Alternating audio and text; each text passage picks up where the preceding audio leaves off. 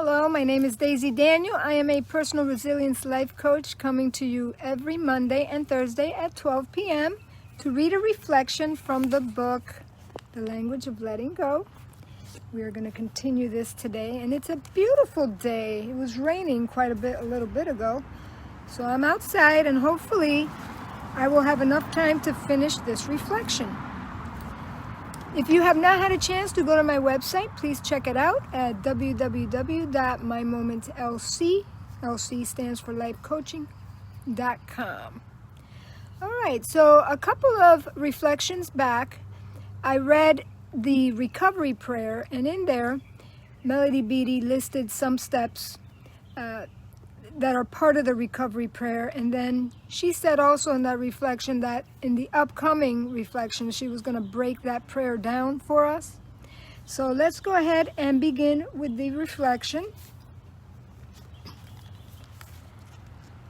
I am going to be reading from page 118, and the title of it is Our Higher Power. All right. Here we go. Our higher power. For the next 24 hours. In recovery, we live one day at a time, an idea requiring an enormous amount of faith. We refuse to look back unless healing from the past is part of today's work. We look ahead only to make plans. We focus on this day's activity, living it to the best of our ability. If we do that long enough, we'll have enough connected days of healthy living to make something valuable of our life. All right, let me just underline a couple of important things here.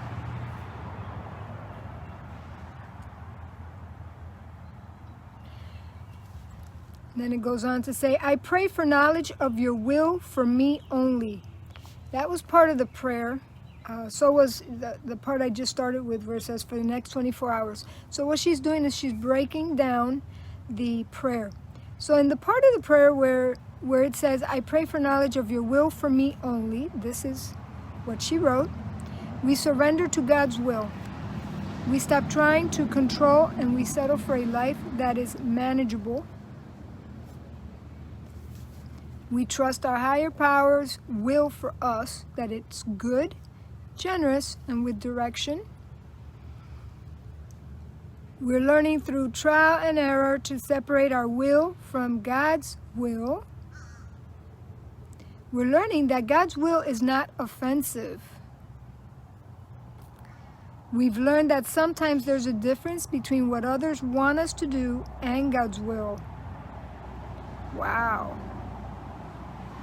Boy, is that true. We're also learning that God did not intend for us to be codependent, to be martyrs, or to control or caretake. We're learning to trust ourselves. All right? There was another section in that prayer, a couple of reflections back. It's called the recovery prayer, where it said, and the power to carry that through. So here's what she says about that piece of the prayer. Some of recovery is accepting powerlessness. An important part of recovery is claiming the power to take care of ourselves. Sometimes we need to do things that are frightening or painful. Sometimes we need to step out, step back, or step forward.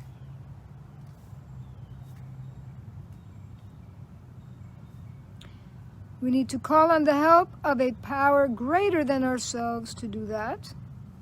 We will never be called upon to do anything that we won't be empowered to do. All right, and here's the little prayer at the end of this reflection.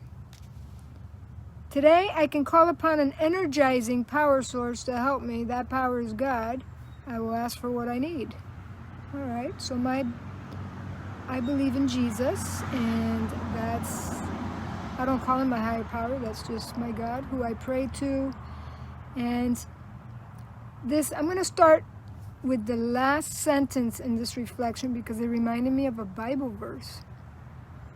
says we will never be called upon to do anything that we won't be empowered to do. And there's a verse, I don't know where it's at, and it talks about that. It says God will not give us more than we could handle.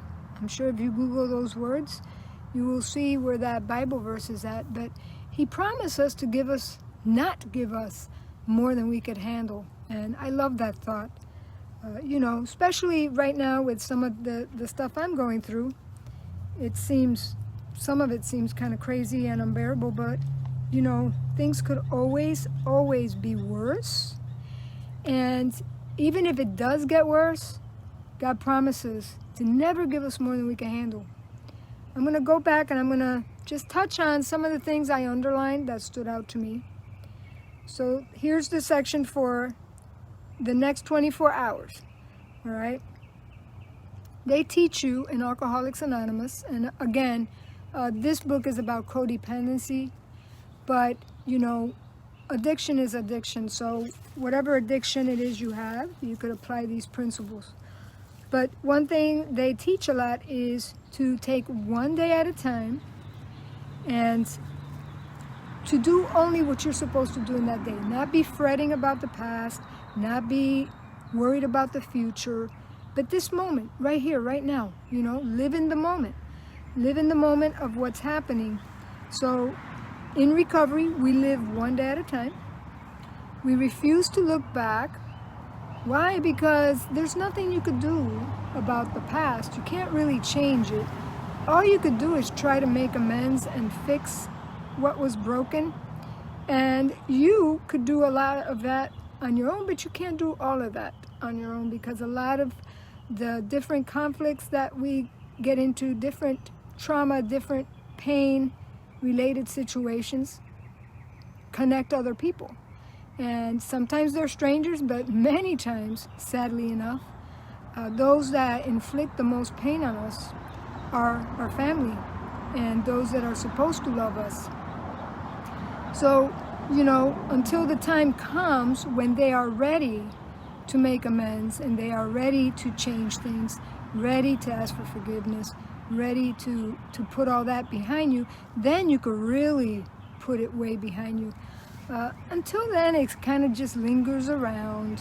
Even if you've forgiven, there's never any closure. So when there's no closure, it tends to linger around. But they tell us, don't focus on the past. Don't focus on those things, because if you do, they're just going to bring you pain. And we don't want that.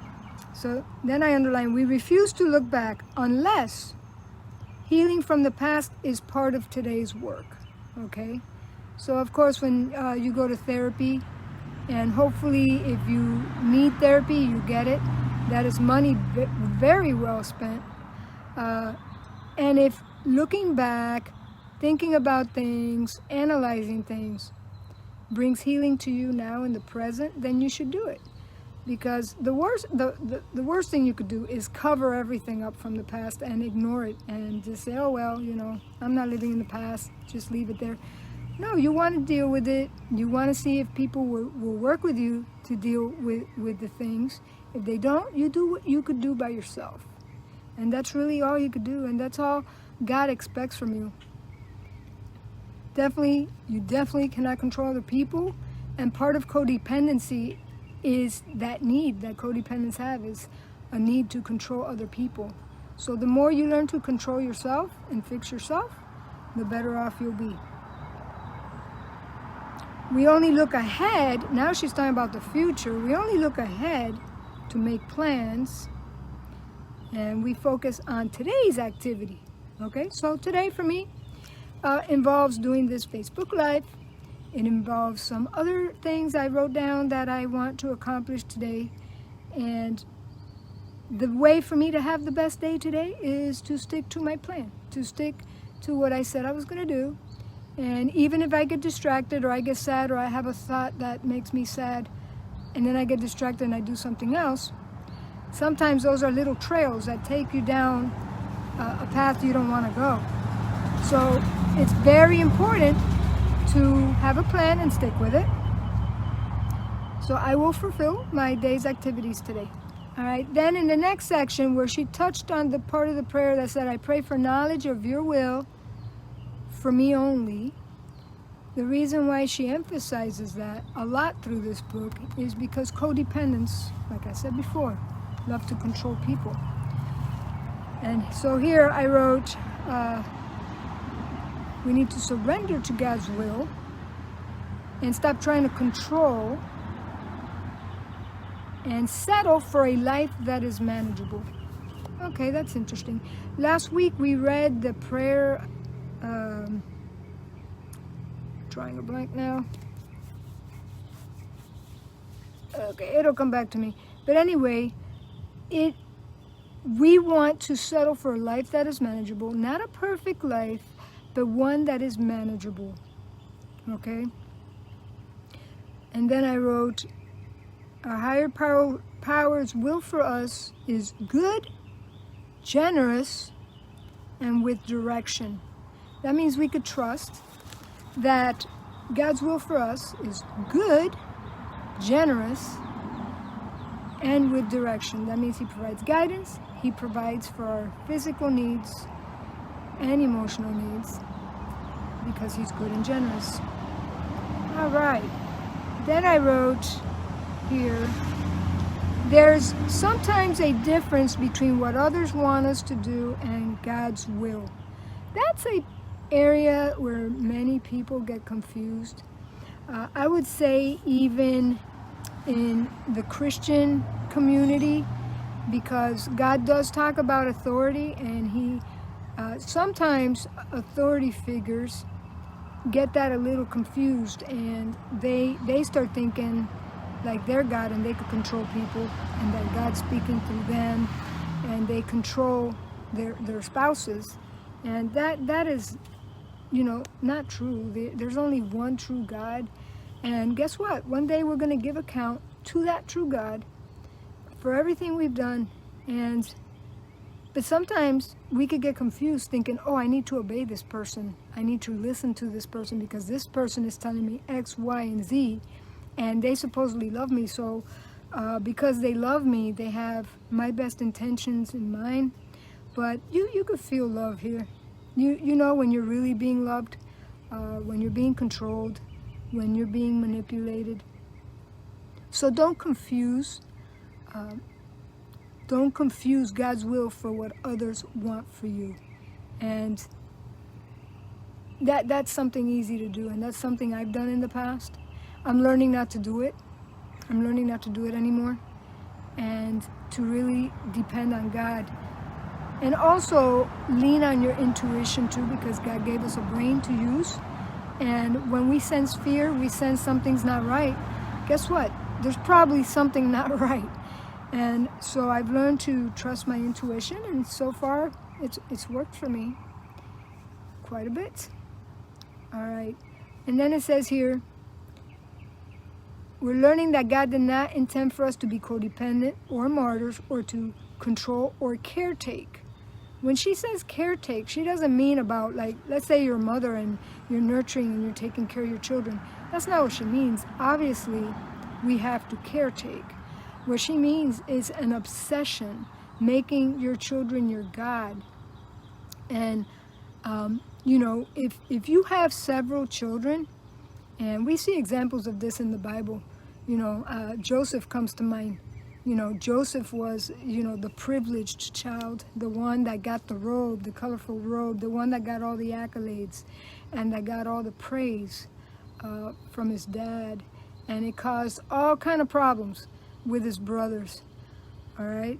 So caretaking, good caretaking, is sharing the love equally with your children, being equal but also providing equity, which means giving them what they need.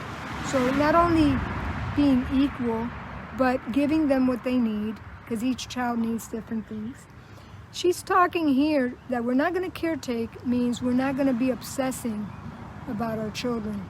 And we're also going to take care of ourselves and take care of all the other roles we have in this life to fulfill, right? And so, if you're a female and you're married, so you're a wife, you're a daughter, If you have children, you're a mother. If you work, you are an employer. You're a child of God. If you have faith in God and you follow God. So, all of those things are part of who you are, and you have to balance your caretaking. All right, and then in the section where it says, and the power to carry that through. One thing is knowing what to do, another thing is doing it, right? Doing it is always harder. You can know about nutrition, you can know about exercise, but you never put your sneakers on, you never put fruits or vegetables in your grocery cart. You can know all kind of things, but you don't take steps in the right direction, it's useless. So here, and the power to carry that through. So here I underlined, some of recovery is accepting powerlessness. I like that she said some, because I don't consider myself powerless at all. When you're a child of God and you have the Holy Spirit in you, you have a lot of power. God gives you a lot of power. We're made in God's creation. And so he made us to create. He made us to think. He gave us authority. He gave us authority over so many things. And so, no, I don't consider myself powerless. Some areas I might be weaker in, if that's what she considers powerlessness. But that's one of the things about 12 steps that I don't agree with. And that's that at every meeting they confess, like, my name is so-and-so and I'm an alcoholic. And my name is so-and-so and I have a gambling addiction. Well, guess what? If you are in recovery and you're not doing that every day, I wouldn't be putting that out there. I wouldn't be putting those words out there and confessing that. So there I don't totally agree with. All right. Ooh, I hear some thunder. Let's see what the next one is. Claiming the power to take care of ourselves. Okay, part of recovery is claiming the power to take care of ourselves. So we do our part, God does his part, but of course we do our part. Sometimes we do things that are frightening and painful. Yes, a lot of times. Sometimes we need to step out, step back, or step forward. Okay, stepping out takes courage. Stepping back, that's having self-control and not doing what it is at that moment you feel like doing. And then stepping forward, it's like stepping out, I would say. Moving forward in your life. And then the last part, which I started with, we will never be called upon to do anything that we won't be empowered to do. That is so true. God is always going to be there to help us with any addiction, any painful thing you're going through. Just pray to him the way you talk to your best friend, the way you talk to someone that you love. That's how you talk to God, and he is really your best friend. There's another verse in the Bible that says, though your mother and father forsake you, God will never forsake you. All right, and then her last little prayer was, I call upon an energizing power source. I really don't know what her religion is. She probably believes a lot of different things. So my goal with these reflections, of course, is to bring the Christian perspective into it. And there's many good things that she shares. And I might not agree with everything, and that's okay. But I don't call Jesus my energizing power source, but that's what she calls her God. And then it says, that power is God. I will ask for what I need. Ask God for what you need. Ask him. Ask him for what you need. There's another verse in the Bible where it says, if a child asks me for an egg, will I give him a snake? God's not going to do things like that to us. Of course, if we don't get what we want, it's probably because it's not in our best interest, and he knows better than to give us what we ask for if it's not in our best interest. But he does give us the delights of our hearts and the things we pray for. I know he's answered so many of my prayers and will continue to do so. This has been a good reflection. I enjoyed it. I like how she broke it down. And we will continue on Thursday because she might continue with some parts from that prayer. I don't know. We'll see. It's a surprise. These videos are impromptu, so I never read the passage ahead of time. It's a natural reflection to the words on the page, and I'm really enjoying these. These will be posted on YouTube, and they automatically go from YouTube to my website. Again, my website, if you have not been there yet, is www.mymomentlc.com. I will put it in the show notes. And if there's anyone that has a comment on anything I've shared, and you'd like to leave a comment, be my guest. I also go back and I check for comments later on the replay in case anyone leaves any comments, and we could talk about things more. The more you are open to these kind of topics, the more you talk more and face life's realities and are transparent with the different weaknesses you're going through, the better off you're going to be. That's like the first step. It's the first step of recovery, is acknowledging. So I want to make that space for you, and I know that I'm always thinking about these things for me personally, and I'm sure it will help you. All right, God bless. You have a great day, and I will see you on Thursday. Bye.